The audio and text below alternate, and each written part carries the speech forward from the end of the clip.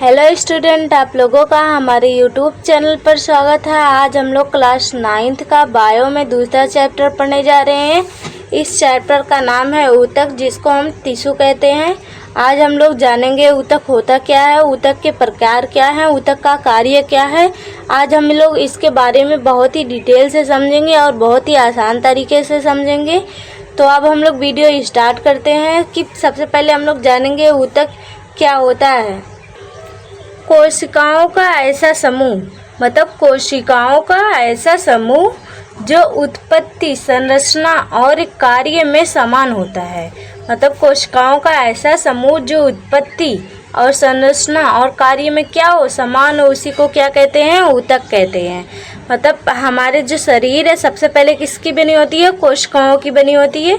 उसके बाद किसकी बनी होती है, ऊतक की बनी होती है।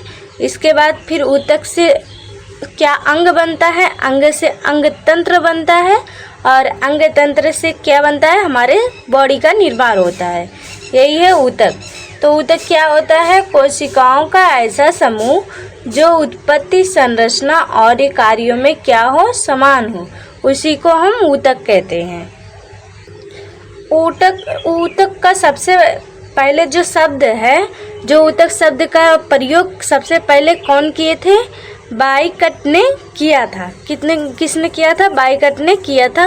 ऊतक का प्रयोग जो मतलब ऊतक शब्द का प्रयोग सबसे पहले बाइकट ने किया था, मतलब दिया था कि ये ऊतक होते हैं। अब हम लोग जानेंगे कि ऊतक के प्रकार, ऊतक के कितने प्रकार के ऊतक कितने प्रकार होते हैं और उसका कार्य क्या क्या होता है। अब हम लोग इसके बारे में समझेंगे। ऊतक के प्रकार, ऊतक कितने प्रकार होते हैं, 2 प्रकार के होते हैं। मतलब पादप ऊतक और जंतु ऊतक, जिसको हम plant tissue and animal tissue कहते हैं। जो ये ऊतक होती है ये प्लांट से मिलकर भी बनती है। मतलब जो प्लांट होते हैं, जो पौधे होते हैं, वो ऊतक से मिलकर बने होते हैं। और जो जंतु हैं, जो एनिमल्स हैं, वो भी किससे मिलकर बने होते हैं, ऊतक से मिलकर बने होते हैं। तो ऊतक कितने प्रकार के होते हैं, 2 प्रकार के होते हैं, जंतु ऊतक और पादप ऊतक। तो अब हम लोग जानेंगे जो प्लांट टिश्यू है ये कितने प्रकार के होते हैं। ये 2 प्रकार के होते हैं। कितने प्रकार के, 2 प्रकार के, विभिजोतक और अस्थायी ऊतक। विभिजोतक का अर्थ होता है जो पौधे लगातार क्या करते हैं, विभाजित करते हैं। मतलब छोटा पौधा होता है, छोटा पौधा वो क्या करता है, विभाजन होता है। उसके अंदर क्या होता है, विभाजन होता है, जिससे वो क्या हो जाता है, बड़ा हो जाता है। और अस्थायी ऊतक जो होता है, मतलब जो पौधा होता है वो उसमें वृद्धि नहीं होता है, वह जैसे का तैसे रहता है, उसी को हम लोग क्या कहते हैं, अस्थायी ऊतक कहते हैं। तो अब हम लोग जानेंगे कि जो विभिजोतक है वो कितने प्रकार के हैं और अस्थायी ऊतक ये कितने प्रकार के हैं। सबसे पहले हम लोग पादप ऊतक के बारे में समझ लेते हैं, उसके बाद जंतु ऊतक के बारे में समझेंगे। और जो विभिजोतक ऊतक होता है वो कितने प्रकार के होते हैं, वो 3 प्रकार के होते हैं। अस्थायी ऊतक 2 प्रकार का होता है, सरल ऊतक और जटिल ऊतक। और जो सरल ऊतक होता है वो 3 प्रकार के होते हैं और जो जटिल ऊतक होते हैं वो 2 प्रकार के होते हैं। तो हम लोग जानेंगे जो विभिजोतक है, जो विभिजोतक वो 3 प्रकार के होते हैं। ये कहाँ कहाँ पाए जाते हैं। सबसे पहले का नाम है शीर्ष विभिजोतक और दूसरे का पार्श्व विभिजोतक और तीसरे का अंतःपेशीय विभिजोतक। तो ये कितने प्रकार के हैं, 3 प्रकार के हैं। और हम लोग इसके बारे में सरल ऊतक के बारे में देख लेते हैं। ये 3 प्रकार के होते हैं। सबसे पहला क्या है, मृदुक ऊतक, और दूसरा है स्थूल ऊतक और तीसरा है दृढ़ ऊतक। ये 3 प्रकार के होंगे। और जटिल ऊतक कितने प्रकार के होते हैं, 2 प्रकार के होते हैं। और जाइलम एंड फ्लोरम, मतलब जो जाइलम है और फ्लोरम ये 2 प्रकार के होते हैं। अब हम लोग सबके बारे में थोड़ा सा डिटेल के समझेंगे कि ये सब क्या क्या है और इनका कार्य क्या है। ये पाए कहाँ जाते हैं, पाए तो जाते हैं पौधे में ही, बट अब हम लोग इसके बारे में जानेंगे। तो सबसे पहले हम लोग अस्थायी ऊतक देख लेते हैं। अस्थायी ऊतक ऐसे कोशिकाओं का समूह है, जो अस्थायी ऊतक है वो ऐसे कोशिकाओं का समूह है जिसमें वृद्धि एवं विभाजन की प्रक्रिया अस्थायी रूप से या कुछ समय के लिए क्या होती है, रुक जाती है।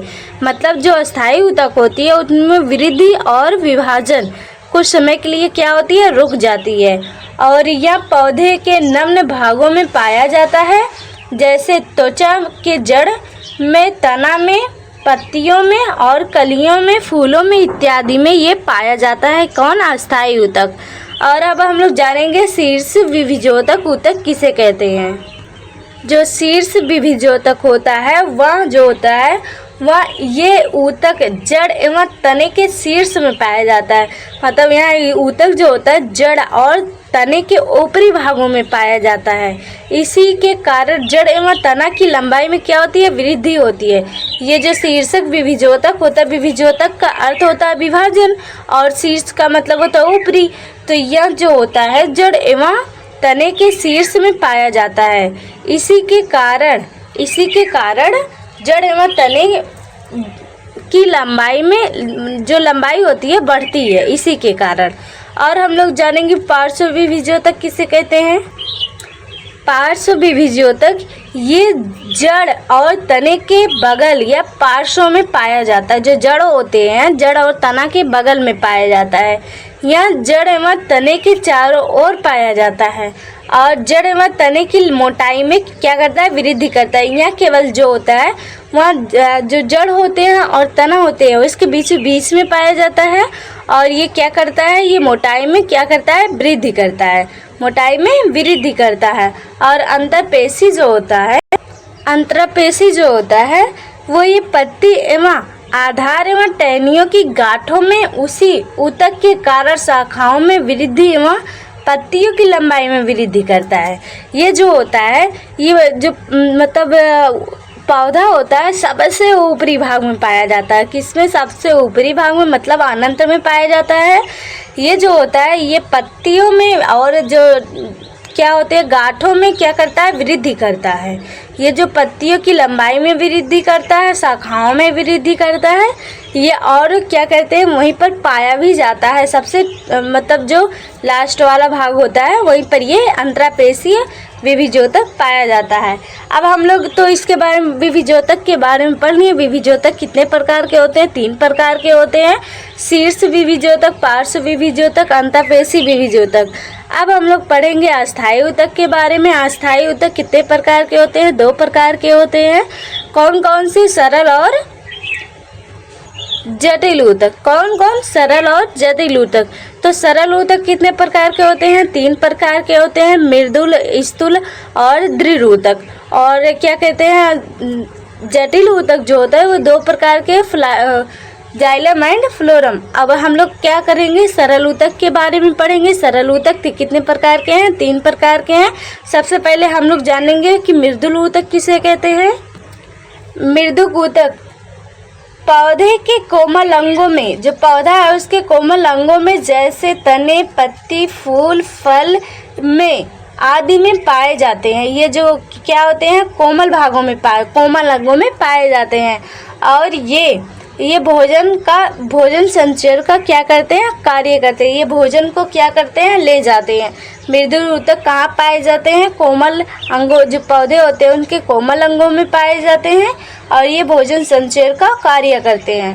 कौन? मृदुक ऊतक। और कौन है? दूसरा है स्थूल ऊतक। यह जो होता है पौधे के सभी भागों में बाहरी परत के रूप में होता है। मतलब ये जो पौधे के बाहरी परत के रूप में, मतलब पौधे के बाहरी परत के रूप में होता है, जैसे एपिडर्मिस के रूप में, और लचीलापन एवं दृढ़ता प्रदान करता है। ये जो होता है वो लचीलापन एवं दृढ़ता प्रदान करता है और एपिडर्मिस के रूप में पाया जाता है। कौन? स्थूल ऊतक। और तीसरा पॉइंट कौन सा है? तीसरा है दृढ़ ऊतक। क्या है? दृढ़ ऊतक। ये जो होते हैं ये पौधे में यांत्रिक शक्ति प्रदान करते हैं। कौन सी यांत्रिक शक्ति प्रदान करते हैं? जैसे देखो, नारियल के रेशे के रूप में, बादाम, अखरोट इत्यादि के छिलके और पौधे के छिलके में पाए जाते हैं। ये जो होते हैं सभी के छिलके के रूप में पाए जाते हैं। इसी को दृढ़ ऊतक कहते हैं। अब हम लोग जाइलम एंड फ्लोरम देख लेते हैं। जाइलम जो होता है जल एवं खनिज पदार्थ को जड़ से पौधे में पहुंचाने का कार्य करता है। मतलब जाइलम जो होता है वह जड़ एवं खनिज लौड़ों को क्या करता है, जड़ से पौधों में पहुंचाने का कार्य करता है। और जो फ्लोरम होता है वह पौधे में भोजन बनाता है। जो ये पत्तियों में क्या करता है, भोजन बनाता है। प्रकाश संश्लेषण के द्वारा ये पत्तियों में भोजन बनाता है और उसको जो पौधे होते हैं उसमें पहुंचाने का कार्य करता है फ्लोरम। आई होप कि आप लोगों को बहुत अच्छे से समझ में आया होगा। यदि कहीं भी ना समझ में आए प्लीज़ कमेंट कीजिएगा। मैं आप लोगों को फिर से एक बार बता देती हूँ कि जो टिश्यू होती है, जो ऊतक होती है, 2 प्रकार के होते हैं। कौन कौन से होते हैं? वे होते हैं विविजोतक ऊतक और नहीं, वो 2 प्रकार के होते हैं, पादप ऊतक और जंतु ऊतक। जो पादप ऊतक होते हैं, मतलब जो प्लांट टिश्यू होते हैं, वो 2 प्रकार के होते हैं, विविजोतक और अस्थायी ऊतक। जो विविजोतक होते हैं वे 3 प्रकार के होते हैं और जो क्या कहते हैं, अस्थायी ऊतक होते हैं वे 2 प्रकार के होते हैं। अस्थायी ऊतक 2 प्रकार के होते हैं, एक सरल और एक जटिल। और जो सरल होता है वो 3 प्रकार के होते हैं और जो जटिल होता है वो 2 प्रकार के होते हैं। तो आई होप कि आप लोगों को ये बहुत अच्छे से समझ में आया होगा। यदि कहीं भी ना समझ में आए प्लीज़ कमेंट कीजिएगा ताकि मैं आप लोगों को अच्छे से समझा सकूं। और जो भी ना आप लोग को आप लोग कमेंट सेक्शन में पूछ लीजिएगा, मैं आप लोगों को बता दूंगी। और मेरे वीडियो को सब्सक्राइब कीजिए ताकि मैं जो भी नई वीडियो डालूँ आपके पास जल्दी से जल्द पहुँचे और आप उसे जल्दी से जल्दी देख सको। जय हिंद, जय भारत।